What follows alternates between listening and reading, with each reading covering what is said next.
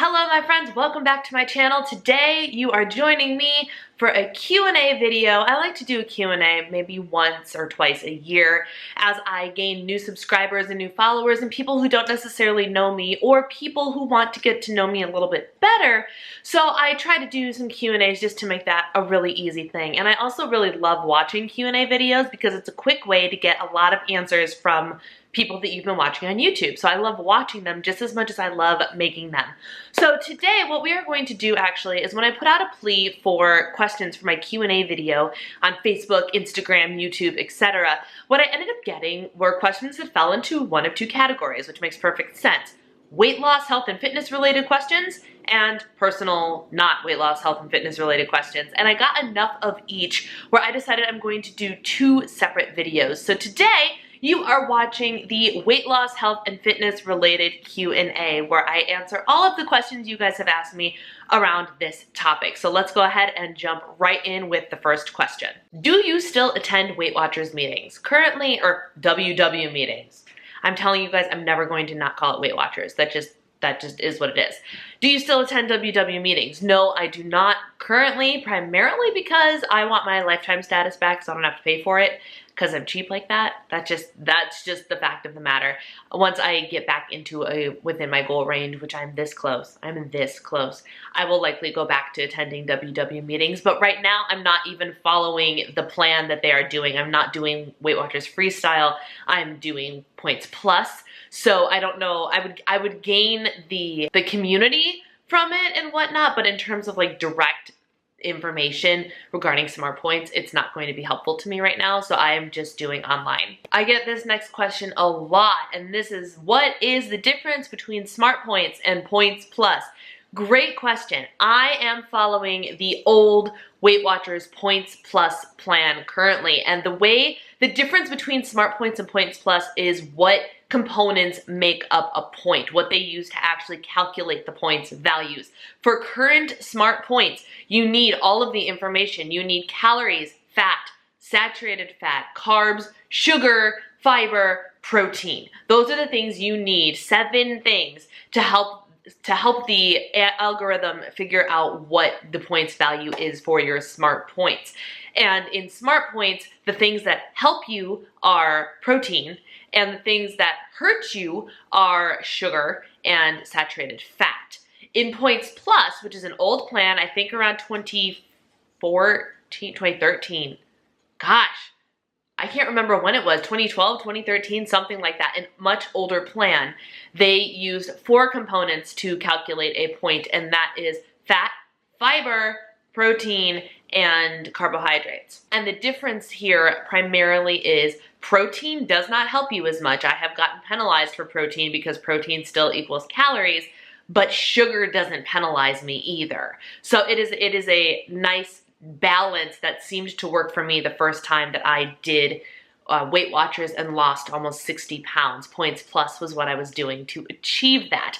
Also in Points Plus, fiber helps you, and in Smart Points, fiber does not really do much of anything. So the primary difference between Smart Points and Points Plus are the components that are used to calculate how many points a given item is, and the formulation is different.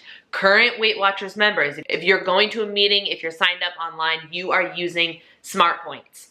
I am using an old plan, Points Plus. That's the difference. Have you found it harder to get to your goal weight the second time around? Why, yes. Yes, I have, and I don't know why.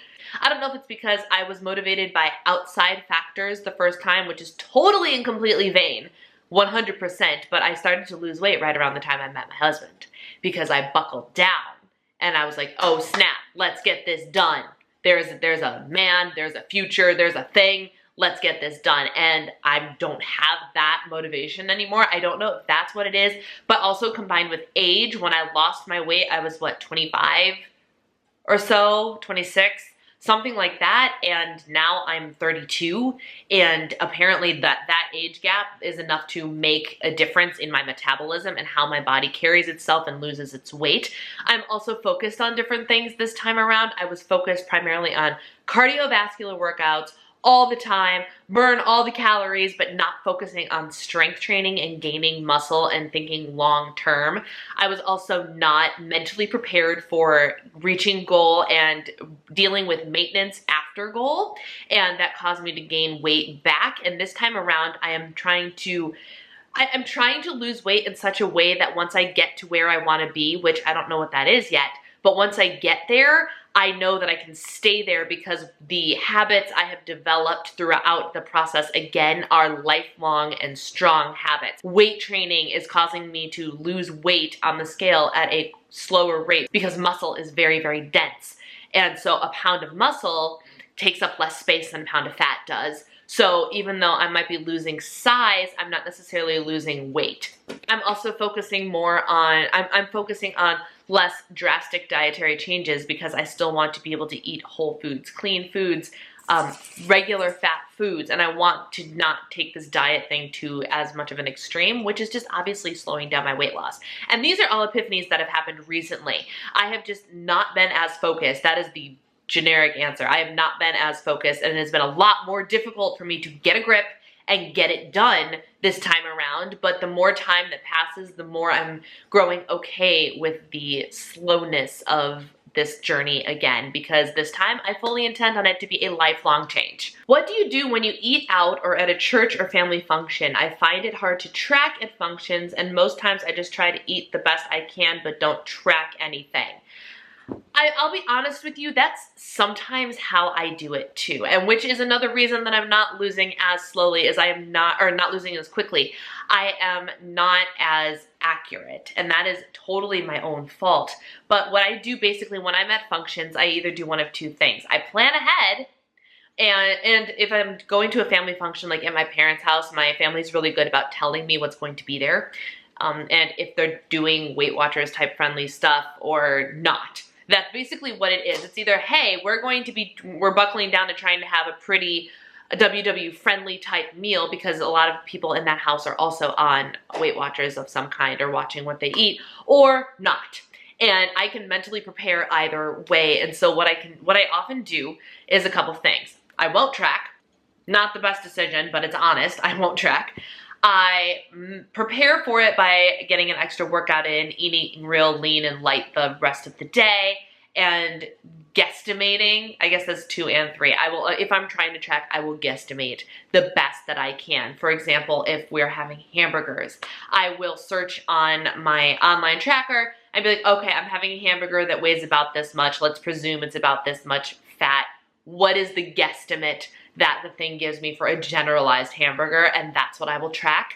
And if it's a couple points more or a couple points less, it is what it is. I kind of, if I'm really being good, I will err on the side of guessing a little bit higher than what it might actually be, just so I have that that padding, that I know that, yes, maybe I'm erring a little bit high, but at least I know what I'm doing. Does that make sense? I just kind of guess. I do use my best judgment. I try to make the best choices that I can, and I will try to do things surrounding said event that helps mitigate the impact of the higher points meal that I'm having. I was wondering if you are at your weight goal, and if or if not, how to know when you are at goal for the rest of us. BMI isn't always reliable, especially if you are building muscle, so just curious. Okay, so let's give this a try. Am I or am I not at goal? No, I am currently not at goal. With the big star here, read the fine print at the bottom, I don't know what my goal is yet. I know what my goal used to be, which was 135 pounds. I also know that that goal was too skinny for me, and it is not a maintainable weight for me, and that is okay. At my current height, which is 5'6", my weight range, I think, ranges from like 127 pounds to 156 or 57 pounds, something like that. So my current goal is to get into that healthy weight range, and I'm this close. I'm literally this close. So once I get to like 155, I'm going to start approaching things in a different way. So once I get down to 155, which puts me solidly in my healthy weight range, hallelujah, happy day to me. I can declare myself at goal according to WW standards, which is great. The plan, once I get down there, which I honestly just need to buckle down for maybe a month and I'll be there easy peasy. I don't know what is taking me so long. But once I'm there, then it becomes a matter of preference. I am deciding this time around that the deciding factor of my ultimate goal is not going to be the number on the scale. But once I get into that weight range, so say I get to 155, and then I continue to weight train and eat healthfully and make the healthy and fitness choices that go along with what I want to be doing long term. Say my body starts to change, I start to get leaner, but the weight doesn't go anywhere and I don't lose another pound and I end up losing inches.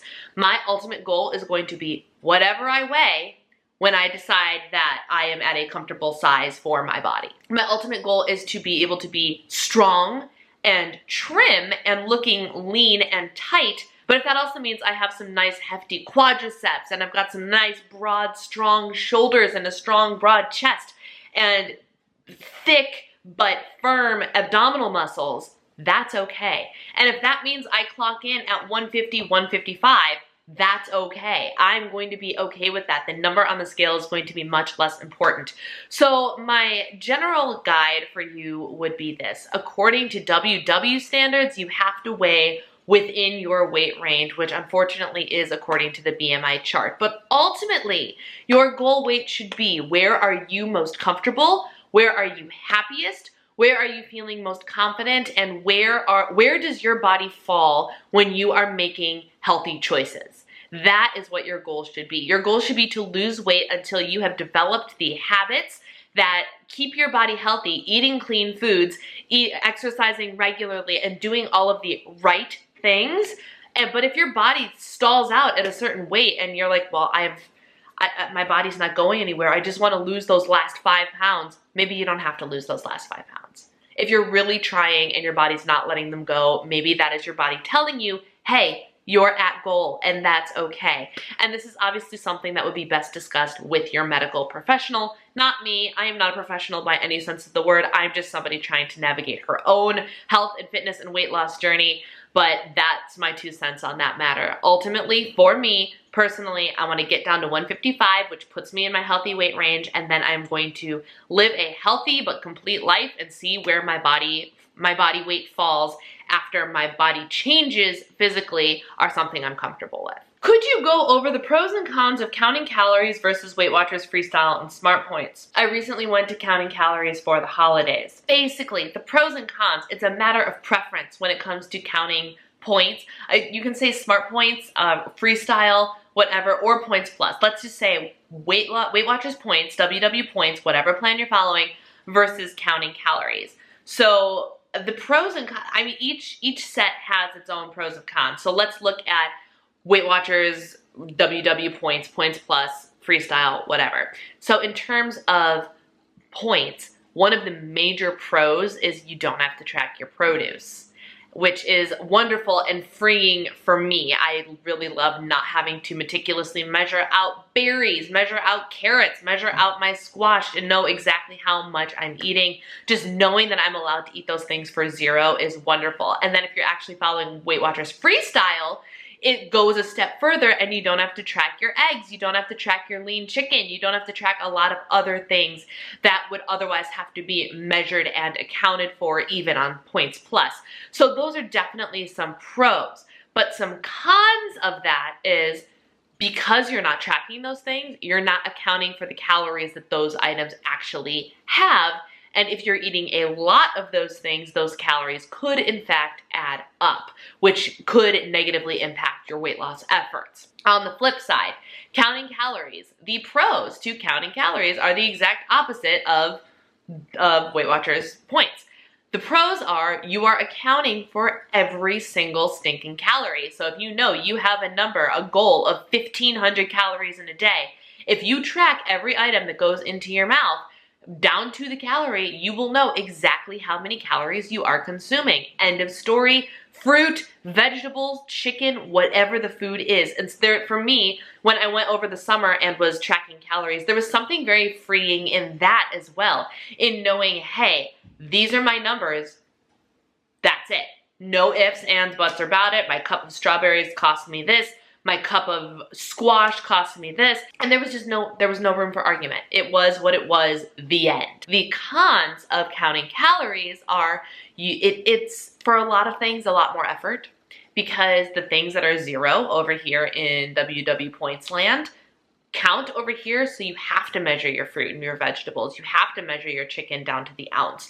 You have to measure all of the things that otherwise would be 0 points over here, and you wouldn't necessarily have to measure. So it is a lot more meticulous. When I was doing things where like creating WW friendly meals consisted of my sandwich, but then I had some carrots, and then I had some strawberries, and then whatever. I had a lot of fruits and vegetables mixed into my food. Having to take the extra time to measure every one of those things when I had 3, 4, 5 different produce items on my plate at once did get a little bit annoying. And that felt very constraining and unmotivating to me, which is ultimately why I ended up switching back to points for the remainder of my weight loss journey, because I liked those super healthy things, those fruits and vegetables, not causing me that much trouble. So pros of counting calories: you are accounting for every calorie and you know exactly what you're doing. The cons are, it's a lot more work. I hope that answered that question. Let me know if you want me to dive in further. Give me specific questions down below. All right, last 2 questions, starting with, if you could make any food point or fat-free without changing the flavor, what would it be? If I could have anything in this world be 0 points and actually not cost my body anything, it would be pizza. Pizza, if you want me to be specific, it would be Lou Malnati's deep dish pizza. I know I've answered this question before, but I'll answer it again because it's that important.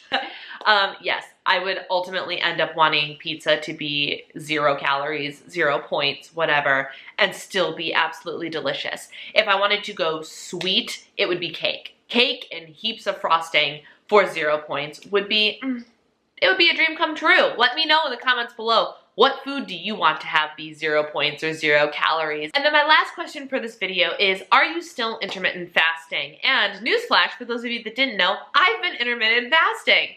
It's not a extreme intermittent fasting, not at all, not by any means. But if you guys have been watching my vlogs or listening or seeing my posts on Instagram, you will have seen that I mention mild intermittent fasting as something that I have been doing lately, and I have been loving it, and yes, I am still doing it. The concept of intermittent fasting is having a specific window, preferably the shorter the better, where you consume all of your day's worth of calories within that 6, 8, 10, 12-hour window, and then the rest of the time you are fasting, meaning you are not taking in anything with calories. I have been doing a mild version of this, whereas generally speaking, I start eating at 9 o'clock in the morning and kitchen is closed at 9 p.m., which gives my body a solid 12 hours on and 12 hours off. And I really do feel that this has been making a pretty significant difference in the way my body is reacting to the food I have been eating. I have been losing weight a little bit more easily. I have been bouncing back from overindulgences a little bit more easily. And I just generally think that it is helping me feel better, which is really cool. And I haven't done any in-depth research into intermittent fasting. I just started doing this as I need a kitchen closed rule to keep me from eating food or late at night just because I can. So when I instituted the 9 p.m. kitchen closed rule, I started taking it a step further when I realized when I woke up in the morning I wasn't really hungry and I wasn't starting to eat until around 9 o'clock anyway. And I was like, you know what? Why don't we just set this as a solid rule and see where it goes? And I've been loving it. And so what I'll actually do now is when 9 o'clock rolls around, I'll see how late I can push my first meal. And there have been days that I haven't eaten until 10:30 and kitchen's still closed at 9 o'clock. And I have been loving it. So once I understand more fully what the implications are for my body and for my weight loss, I will do a complete video on intermittent fasting and mild intermittent fasting. Like I said, I'm not doing anything crazy. I'm not doing like 18-hour fasts or anything like that. No, no, no. Just super basic to kind of keep me in control and to make sure I avoid nighttime binging is basically what this is. But the short answer is yes, I'm still intermittent fasting and I am loving it. So there we go. That's all I have for the WW weight loss health fitness edition of the Q&A video. If you have any extra questions you want to ask me, feel free to leave them down below and I will put them in the archive and I will get to them the next time I film another Q&A. If I end up with enough questions, I could start doing health-related Q&As or any related Q&A, whatever the subject matter is, quarterly if you would like, but I need to know what you guys want to know in order to sit down and answer the questions. If you like this video, don't forget to give it a thumbs up, and if you would be so kind as to hit the little subscribe button down there so you can be a part of the Diva and the Divine community, I would love to have you. Thank you guys for taking the time to watch. Take care, and I will see you next time. Bye!